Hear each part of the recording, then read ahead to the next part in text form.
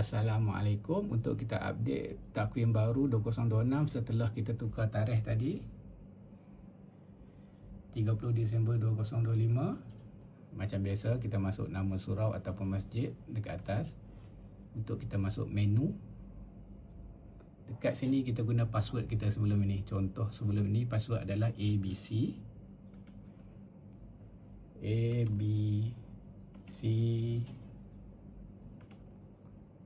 1, 2, 3, 4. Kalau yang nak guna keyboard pun boleh, tekan je nombor kat atas tu.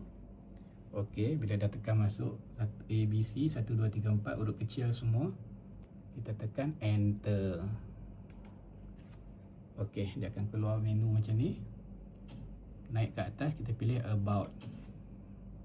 Okey, bila ada about, ini dia punya data.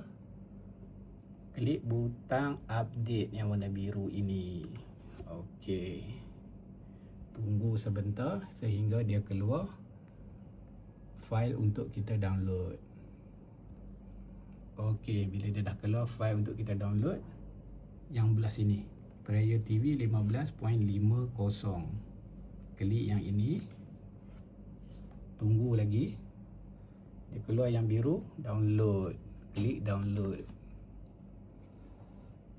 Okey, dia keluar macam ni, klik download anywhere. Okey, bila dia keluar macam ni, kita klik apa? Download lagi, download anywhere lagi. File download siap. File dah download siap. Okey, pergi ke sini, tekan butang home lagi sekali. Butang home yang ni. Okey, bila dah keluar balik kepada home page, sekarang kita cari file yang kita dah download tadi dalam file browser. Dalam file browser, klik kuning ni, pangkal dulu, hilangkan kuning.